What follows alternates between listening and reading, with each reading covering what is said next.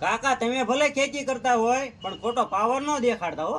ખેતી સેચે બધા સો નકર બધા ગોચા નો આછા હોય એ ખબર છે. તમે ખેતી કરવાનું બંધ કરી દો ને તો અમે કઈ રોટલા વગર ન રહેવી, અમને ખાવાનું મળી જ જાય હો. રોટલા ગોટલા સોટલા ઉડી જાય શું ખેતી પચવા વિના ઉપર વાળો વરહેન મહેનત કરીએ ને દઈએ ત્યાં દાણા ખાવ.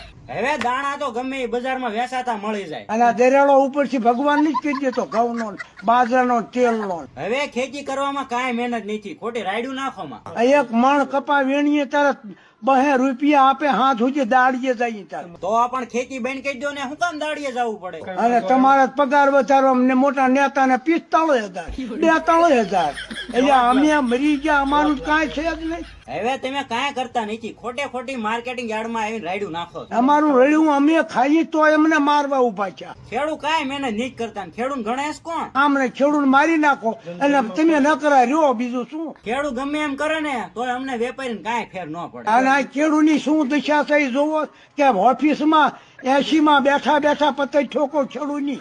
આ વખતે ખેડૂતને 2,000 રૂપિયા કપાનો ભાવ કરી દેવાનો. જો કાંઈ કોઠો કર્યું નહીં.